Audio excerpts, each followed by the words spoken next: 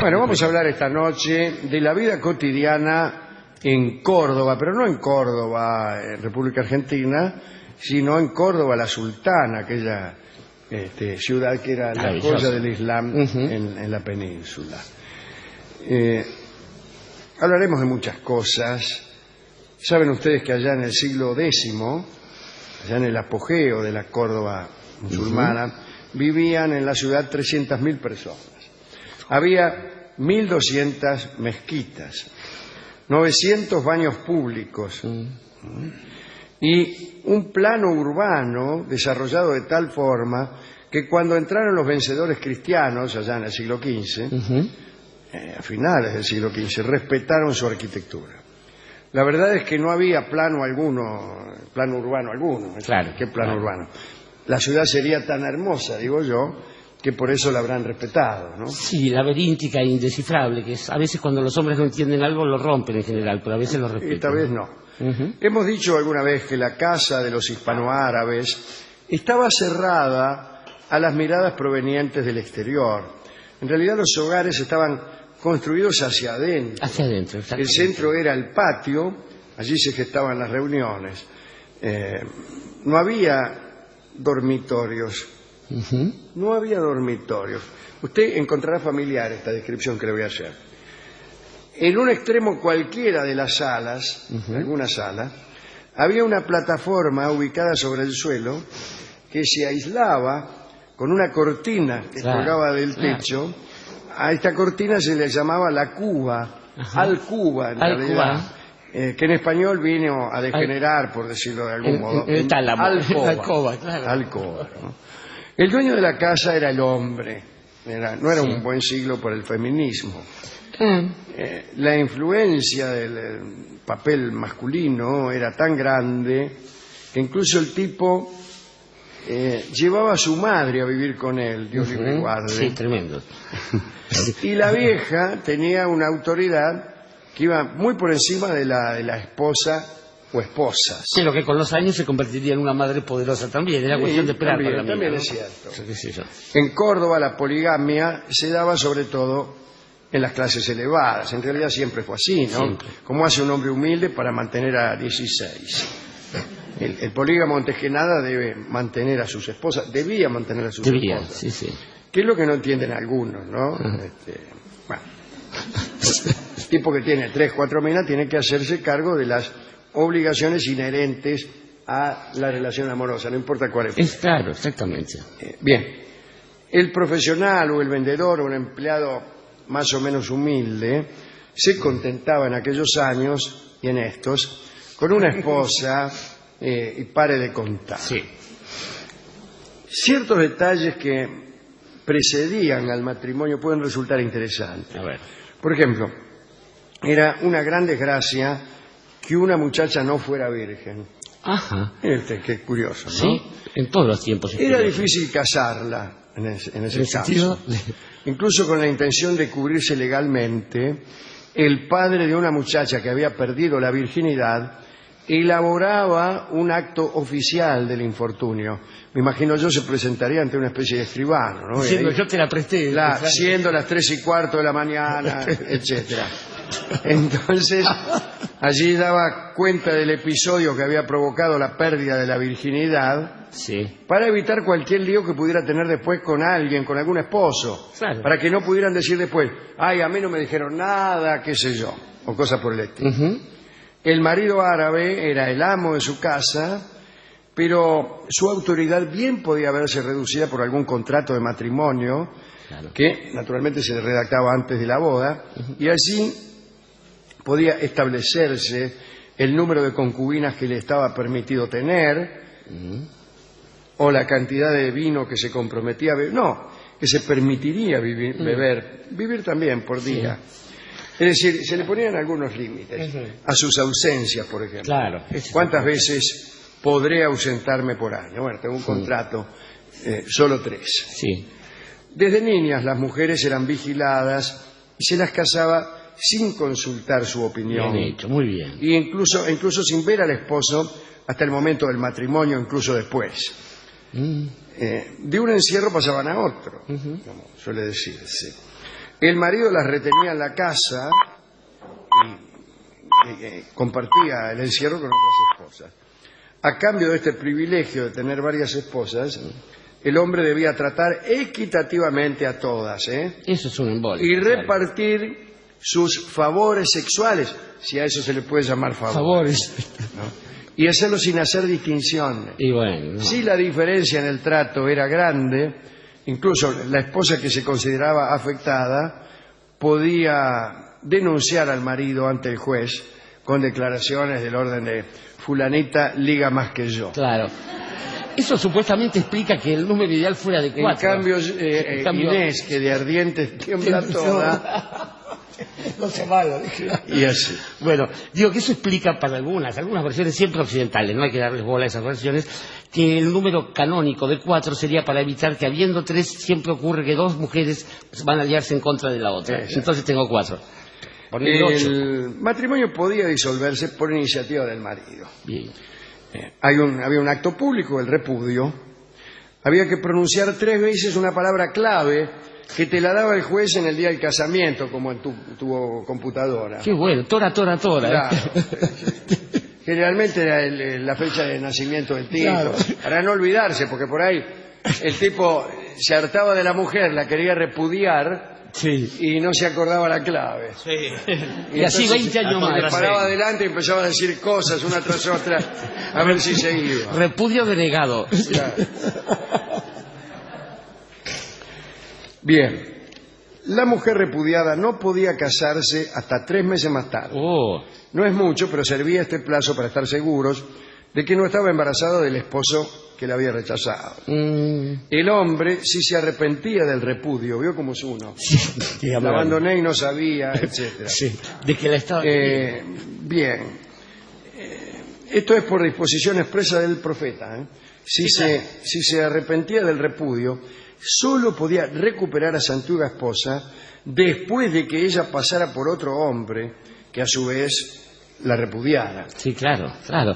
No está mal en términos de justicia si a uno le interesara la justicia, que no es el caso, ahora ¿no? Espera a que el otro señor la repudie. La repudie de arriba abajo. Y hasta que podría ser que no la repudiara, porque viste cómo son algunos pollerudos. Sí, eso. Con tal de que no vuelvas a mí... Conversaban entre ellos estos machistas irredentos. En la puerta del bar, del café, claro. Bueno, todo esto lo dispuso el profeta, probablemente para evitar repudios así como así. Sí, está muy bien. Se le hacía difícil al tipo. Guarda que si después la querés de nuevo... Repudiar no es soplar y hacer botella. No, que te enojás, claro, y la repudiás. No. Y dicen, qué sé yo, Messi. Y después volvés con la cola entre las patas y querés borrar con el codo. No, tenés que esperar a que Barton la repudie. Barton. La celebración de una boda significaba una de las pocas apariciones públicas de las muchachas. No ya de la novia, sino de las mujeres, de las chicas que no salían a ningún lado.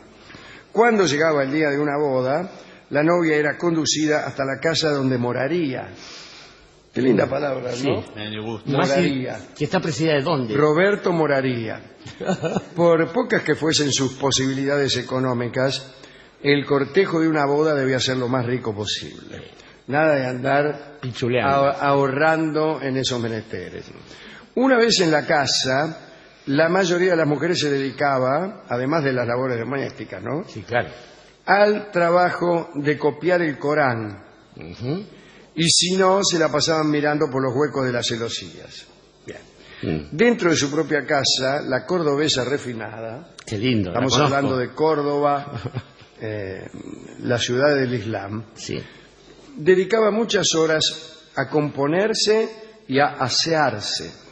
La esposa favorita debía esperar adornada con sus mejores galas al dueño de la casa. Aquí estoy adornada. Adornada no es una linda palabra aplicada a un ser humano, ¿no? Pero una mujer adornada parece que tuviera faroles chinos colgando de la rodilla. La bola del árbol navideño, claro, por ejemplo. Pero es linda envuelta en esos cosas que se prenden y se apagan. ¿Cómo no se me ocurrió? Qué bueno. Compuesta y sin novio, pensaba. De ahí viene también esto, ¿no? Probablemente. Es lindo como expresión. ¿Qué se cuenta que ya en el siglo X las cordobesas masticaban sustancias gomosas, me imaginaba, para perfumarse el aliento. Creer o reventar, sí. La mujer andaluza adoraba los perfumes. Sí. Los perfumistas preparaban sus mezclas a la vista del público. Se dice que en Córdoba una dama se distinguía mucho más por su perfume que por su atavío. Probablemente porque eran todos iguales. Claro, totalmente. Bien. Hablemos, para terminar, de esclavos y esclavas. Bien. En el mercado, si se trataba de un hombre, el valor de un esclavo dependía de la fuerza física. En las mujeres primaba la belleza y un poquito las habilidades artísticas. Los más ricos compraban esclavos eunucos. Claro. Los musulmanes tenían prohibido aplicar la castración, pero sí podían comprar esclavos que ya hubieran sido castrados por personas de otra religión. Claro. ¿Cómo podía recuperar su libertad un esclavo en Córdoba? Es una pregunta. Usted se estará haciendo. Sí. Hágasela. ¿Cómo podía recuperar su libertad un esclavo en Córdoba? Buena pregunta. Pues bien, mire qué curioso. Bastaba que su amo matara a otro creyente para que pudiera liberarse de la culpa, liberando a un esclavo. Bueno. Es decir, usted, un creyente, mataba a otro creyente y podía liberarse de la culpa con un acto benéfico. Claro, un asesinato. La liberación de un esclavo. Entonces, fíjese, fíjese esto que le digo. Los esclavos más felices eran aquellos que estaban al servicio de un criminal. Claro, qué bien. Eventualmente podían ser liberados. Menos por menos más. Bien. Un asesino serial es una especie de libertador. Es el patrón perfecto. Sí. En cuanto a las muchachas esclavas, las más buscadas por los ricos eran las que provenían del norte de Italia o del norte de Europa, porque les gustaban mucho los ojos claros, los ojos verdes. Claro. Y los piratas sarracenos solían capturar muchachas de ojos verdes para venderlas en los ojos. Digamos, para terminar, que las esclavas de los moros cumplían funciones análogas a las de las hetairas griegas. Entonces contaba mucho la educación, las dotes literarias o lo que sea. Las esclavas formaban parte de la familia del dueño, así que ofender a una de ellas significaba ofender al que le daba casa y sustento. Bueno, no está mal. Ahora, Alejandro, se me ocurre, apenas empieza usted a hablar de estos temas, y puedo decir que lo he comprobado, lo hemos comprobado incluso, cuando uno llega a algún país oriental o a algún país donde se practica el Islam, uno descubre que cualquier forma de lectura de esa realidad es un filtro miserable, como cualquier cultura exótica para uno. El exotismo es una ofensa, el exotismo es ofensivo. Aquello que uno considera exótico son reglas que pertenecen a otro mundo, pero aún así estaba pensando, por ejemplo, esta idea acerca de lo relegadas que son las mujeres en la cultura islámica. Yo me recuerdo, que la primera vez que fui a un país islámico fue Libia, Túnez en realidad, que me decían, ¿qué tanto relegaremos a nuestras mujeres? Me decía mi anfitrión ahí, que le confiamos la educación de nuestros hijos. Nosotros somos aquello que una mujer decide que seamos, hablando del papel de las madres. Y esto que decía usted de la madre también allí.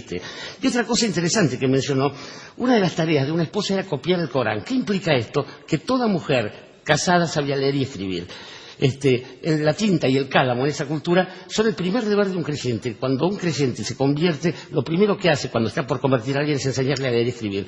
Algo debe tener esa fe y esa cultura que a uno no alcanza a entender si le parecen exóticas estas cosas. Pero vamos a lo nuestro, porque hay una cuestión con esto de la percepción. Los humanos estamos tan confiados en cosas como nuestras creencias, nuestros saberes y aquello que miramos. Por ejemplo, cualquiera piensa que uno ve una figura entera de algo y los ojos reciben el 30% nada más de esa imagen. El resto lo construyen. Los biólogos, los neurobiólogos ahora dicen que es imposible ver algo nuevo, que en realidad uno solo puede ver aquello que ya sabe, que ya conoce. Y entonces está la ceguera de atención, que es lo que usan los magos para hacer sus trucos, está la ceguera de conocimiento, la ignorancia de algo como la que tenía Herodoto para hablar de un hipopótamo, está la ceguera de confianza, que es aquella certeza que tiene uno en su propio saber, etcétera, etcétera. O sea que uno casi... Hay también algo que debería ser indagado desde el punto de vista del escritor. ¿En qué medida buena parte de los libros que uno escribe ya están escritos? Claro. Y es muy difícil salir de ahí. De todos modos hay que hacer el esfuerzo. A veces uno empieza a leer un inciso y comprende que ya está leído desde antes, que al ser escrito ya estaba leído. La literatura debería ser una válvula de escape a ese defecto del conocimiento o a ese meme, como le llaman los científicos, a esa estructura que se aprende más por contagio que por otra cosa y que es imposible no saber. Claro. Lo que es imposible no saber, eso ocupa lugar para lo que uno a lo mejor debería saber. Y de un modo semejante, respecto de la absorción del conocimiento, funciona ulteriormente la memoria. Aquello que uno no puede olvidar, aquello que uno solo puede olvidar, y la forma en que uno va eligiendo esas cosas. Creo que todo esto, que son las cosas que vamos aprendiendo o tratando de pensar o de reflexionar, tienen un solo error. Y es que todo ese conocimiento, todo ese saber, toda esa certeza respecto de la ciencia, la percepción, la no percepción, carecen de sentido cuando de pronto aparece en el destino de uno, frente a uno, con esa intensidad que no tiene nada que ver con la ciencia y que es más grande que la fuerza de todo el universo, algo tan sencillo como un par de ojos verdes. Y Ojos Verdes es la canción que vamos a escuchar ahora, dedicado a aquellas mujeres que raptaban los piratas sarracenos solo por tener la amable desgracia de exhibir ojos verdes. Y también hay que decir que esta canción tiene mucha cultura musulmana en su música, en sus acordes, en sus escalas. Así que escucharemos a Miguel de Molina en Ojos Verdes.